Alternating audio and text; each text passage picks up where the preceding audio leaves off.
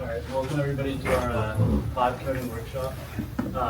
Here we'll talk about obviously like Dr. Vance said, the progress that we made for the 4-year plan product, and then we'll talk about lessons and takeaways that we gained from using vibe coding as our primary technique, and then we'll have a little hands-on activity so you guys can test it out.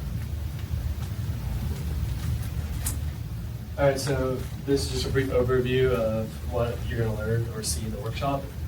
First, we're just going to talk about what vibe coding is and kind of how it's relevant, and then we're going to get into our product that we've been working on, and then the hands-on activity, and then we'll wrap up with a discussion. So my name's Trent, like Dr. Vance introduced. My role for this project was web designer and developer. I'm majoring in information science and technology, and I'm doing the TCO UXRD minor, and I'm a senior. And I'm Weston. I'm a senior as well, and I was the database and security engineer for this project, and I'm double majoring in IST and cybersecurity. So what exactly is vibe coding? Dr. Vance kind of said like a brief definition, but I kind of want to get your guys' opinions of what you guys think vibe coding is. So if you raise your hand if you've heard of vibe coding. Would any of you guys like to give me a brief explanation of what you think it is or how you can use it?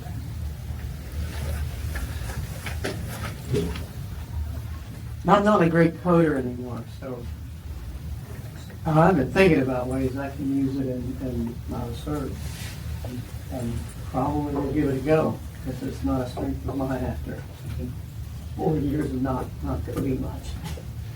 If you live in social media spaces, one thing you'll also note is it's a highly contested practice. You get people who are extraordinarily excited and people who are just thrilled to point out all the reasons it's a bad idea. So,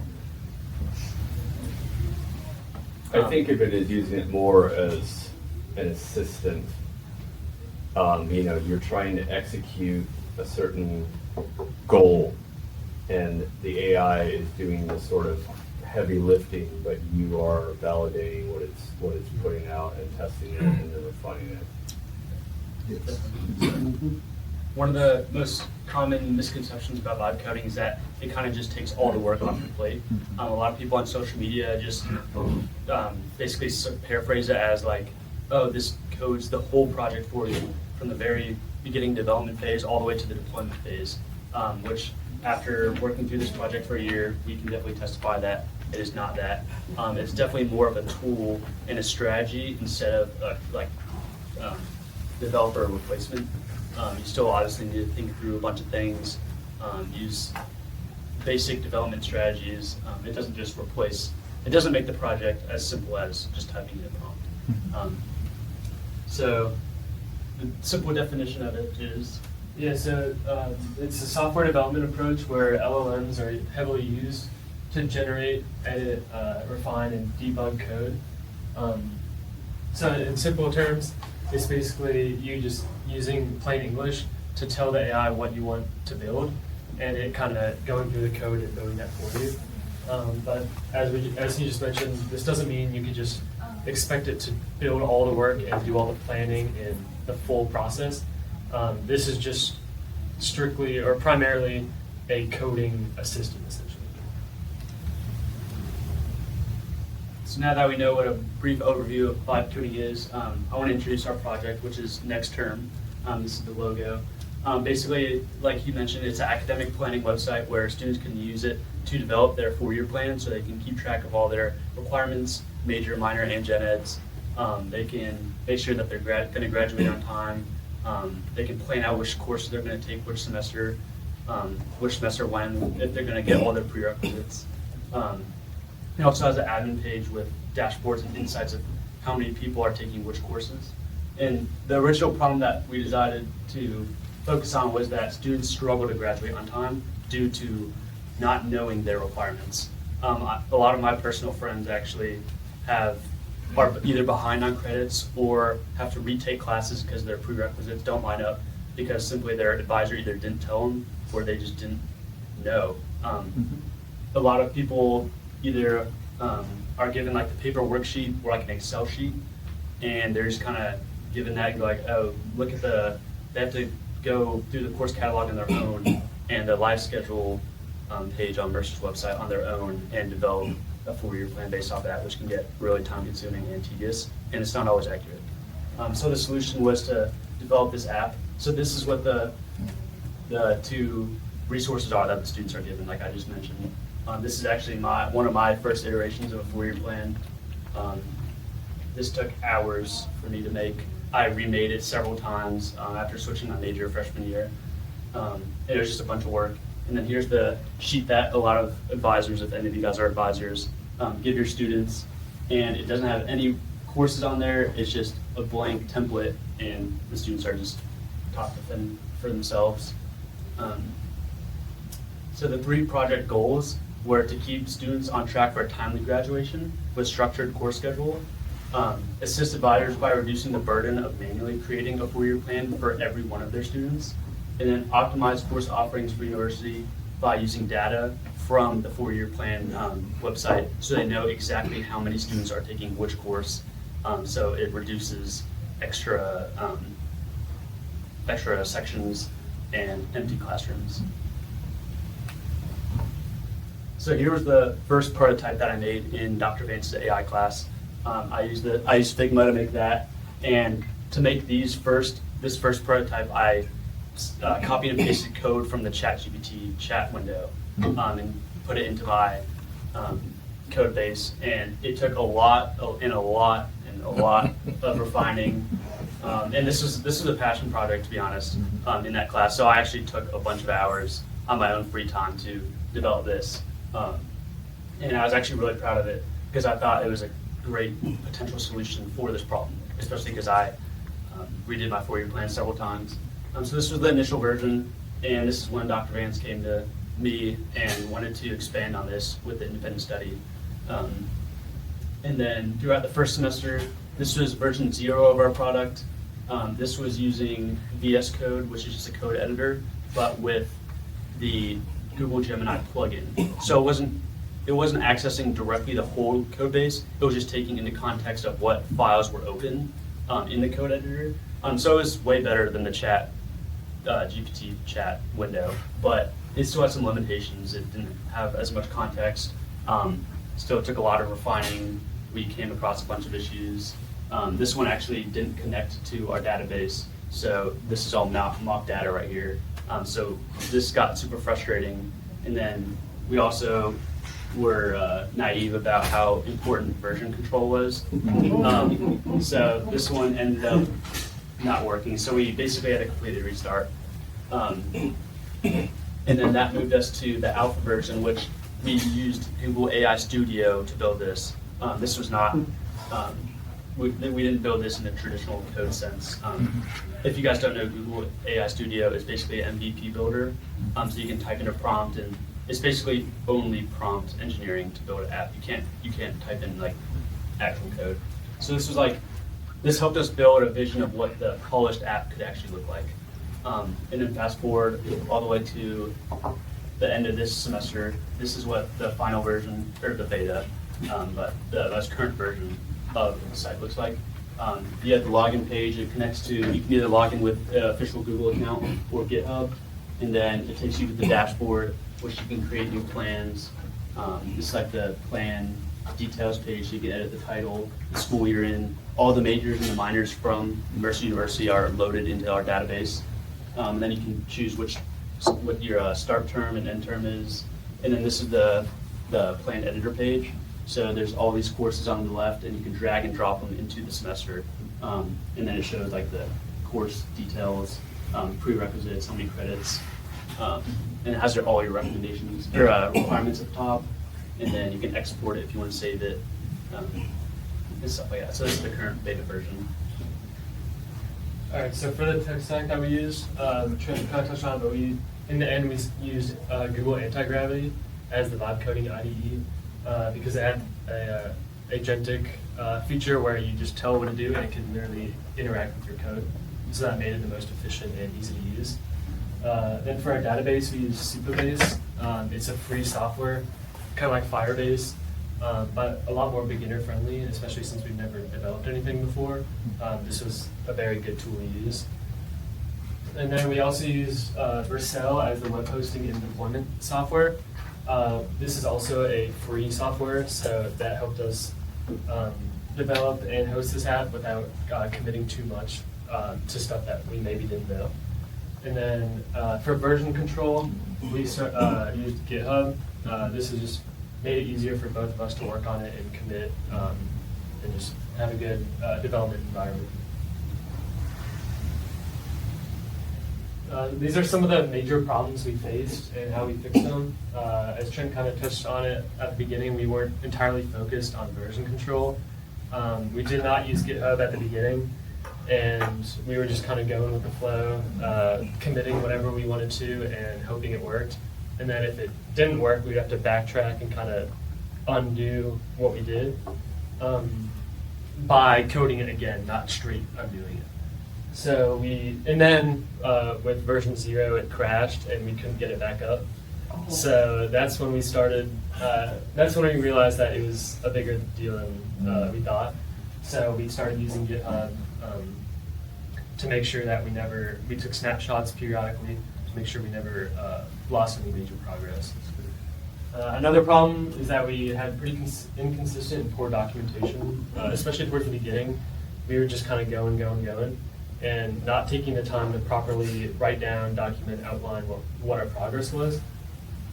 And this led to us just kind of losing sight of what we were currently working on, what we were supposed to be focused on, and even some like credentials. Like it took us, we lost the credentials to our database, so we kind of had to restart that, which was not fun. So that was kind of a wake-up call for documentation.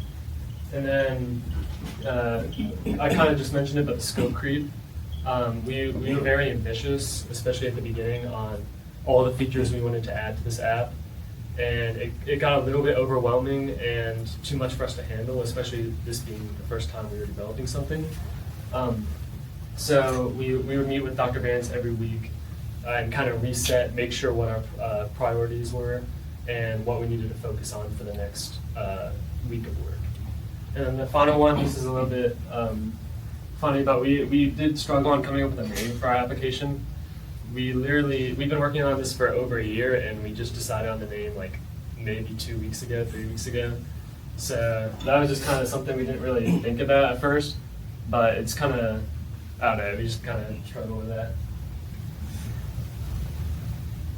And then these are the primary lessons, the overall lessons we learned from not just making this website, or this application, but also just using vibe coding as a whole. Version control is very critical. Whether you're developing an app or doing research or literally anything, just making sure you always have a fallback point in case something goes wrong. This is very important for project stability. And then documentation is key. You always want to have a centralized source of knowledge and information about your project, just to make sure you could go back on that. Especially like since we're both graduating this semester, if someone wanted to pick up on it maybe next year, and we didn't have proper documentation, they wouldn't know where we were at when we left off, or like any of the credentials or the focus of the project. And then the final one, you really got to make sure you minimize scope creep. Like I mentioned, we were very ambitious at the beginning, trying to do all these different things, and we kind of spread ourselves thin and made the code base overwhelming. Especially when vibe coding, it can kind of just take off on its own. So minimizing scope creep is very important to stay focused and ultimately make progress on the development. And now why this is kind of important for you guys as faculty. This kind of makes you, vibe coding you can use to make sure you keep the classroom relevant to the students. The workforce is always evolving with AI, so you got to really think about and kind of implement this to make sure that the students are prepared for the workforce after they graduate, because this will definitely be a tool for them to use once they're gone. But it does also make you make sure that you reinforce the basics. We were talking with Dr. Vance, and if we didn't take his web design class, or we didn't take our internet programming class, we wouldn't really be able to think properly on how to develop an app. Even though we're not directly coding, we're using AI, we still need to know the processes of how to make a website and properly develop a project like that. So you got to make sure you reinforce to the students that learning how to code by hand isn't a waste of time. It's really building a foundation that they'll need to succeed in the workforce.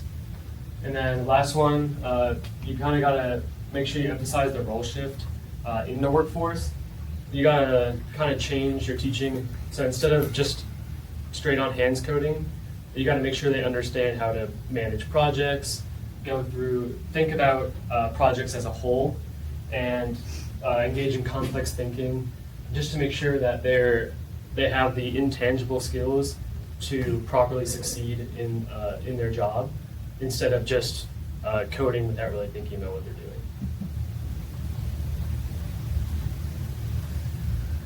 So do you guys have any questions about our project or vibe coding so far? If you were going to deploy this as an assignment for a class that you've taken, what would be the class and what would be the assignment? What would you have students do? Do you think would be most useful to a past version of you? I think for the class, I'd probably say IST 351 dynamic content delivery, Okay. just because it's a little bit more in-depth on total application instead of just like a website. Mhm. I'd probably, it's tough to make an assignment on the spot, but I mean, just kind of what would you have students do? yeah, just probably explore different types of vibe coding tools. Give them, it's a little bit similar to the hands-on activity we're going to get to, but making them use it with just a chatbot, and then upgrade to maybe like Google AI Studio, and then a full-on IDE like Anti-Gravity, showing them the stages of how it could progress instead, because some people just think vibe coding is just you type in 2 sentences and it creates this whole project. Right. So maybe making sure they understand each level to it, so they can understand how it really works. Okay. And I may have missed this, sorry, because I was giving tests. But you were talking about your database. What information is in that database that you lost your keys to at some point? Yeah, so we originally had we lost the original database architecture, but luckily I had like a screenshot of it, so of the model, the ER model. But in the actual database, it was basically just the copy and paste of the course catalog. So we had the Mercer courses into the database, and we just lost that. So it wasn't the end of the world, because we just made a new one. And did like AI populate that database for you? Did you just feed it PDF, or did you have to manually put all that in? We manually put it in at first. 'Cause that's a lot of courses. Yeah, well, we were testing at first, so we only did like the TCO department and I think the cybersecurity department, Okay. or major programs. But then now with the actual app that we have today, I used AI to streamline that process, but it has every program that Mercer offers. Okay. So was it able to just like scan the PDF or the HTML and put it all in, or? I would take screenshots of the PDF like on my browser, and then put it into Gemini, and tell me like, hey, like I need, I gave it the database table that we're using, like the structure of it, Mhm. so what information it needed, and then I just said, hey, I need a SQL query to insert this data into this database, and it would spit it out for me. I've got another question, but I'm going to let other people ask first if they want. One question. Excellent presentation. Thank you very much, guys. So, in future, can it be possible to make one agent that make vibe coding for us and generate by itself? I'd say, I think it could eventually, but there's a lot of things that go into it, like for Google Anti-Gravity, it doesn't have direct access to, say, Vercel, where we're hosting the website. So it's if you're using many different softwares and programs, it's kind of hard to integrate all of it. But I think it could eventually get there. You mentioned about core skills, importance of core skills. What kind of core skills needed with this project? Yeah, I think I look back at our web design class with Dr. Vans. That's where we learned basic HTML, CSS, and a little bit of JavaScript. That kind of helped me think about how to build a website and how users use it. And just the overall structure of like having different pages, having different features that link to each other and stuff like that. If I didn't take that class, trying to figure out how to basically set up this website or this app to be actually usable and user-friendly would be, I wouldn't have a good idea of how to do that. So that means basic coding skills are critical. Yes, So I'd say that's okay. it builds a necessary foundation for, it's essentially like you can't take shortcuts for true progress or true learning. Yeah, well, that's exactly what I'm doing with students about this VR. There's a lots of kind of programming kind of processes there, but I don't know anything about that. Right, we gotta know what to ask for. Yes, right. And then testing it, work, not work, doesn't work, and then just go back. I want to show you some VR stuff I've been making with this. Great. It's Wonderful. This is like a super basic example, but if you want to connect, like say we wanted to connect our app to our database, if we didn't know what an API key was, like you wouldn't know how to ask it to connect to it. Right. So you kind of need to know the basic like fundamentals of an application to be able to prompt it to like build that application. So in my limited reading about vibe coding, everybody seems to be making internet apps. How hard would it be? I mean, this seems like something that could definitely run locally on a student's machine, right? Is that something, and I think you said this may be for a web app course or something, and that's fine, but just tell me about if you wanted to make this something that students could just download and run on their own without having to run our website. Is that doable? Good idea? Bad idea? It's definitely doable. I guess we never really considered that just because the whole basis of the project was just the initial concept was something that they could bake in like Canvas or some like a Mercer website that all students can log into with their like MUID. But with vibe coding, I mean, we've never developed a downloadable app before, but from our experience with vibe coding, I'm sure we can figure it out super quickly. I'm really interested in the project management aspect that y'all talked about and sort of the reflective process you went throughout. I mean, it's very, very well documented. We all laughed about version control because I don't know anyone who understands the importance of version control and documentation who didn't have to learn it the hard way, myself included. So welcome to the club. But what was the reflection and sort of thinking about what's working, what's not working, and making some, strategic shifts in how you were structuring your project? Is that something that y'all drove? Is that something that came out of your weekly meetings with Dr. Vans? And sort of how did that work? Yeah, someone that really encouraged us to think like that was Dr. Vance.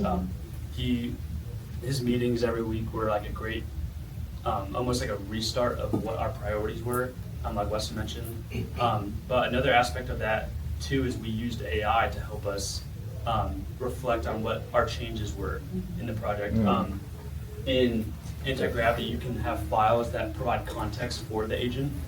So every time, like in our context files, we included every time it makes a change, read through our whole entire documentation, like branding, our phase implementation, our like website guidelines, and all that stuff, so it would better and reflect on the changes it made and make improvements on top of what it just did.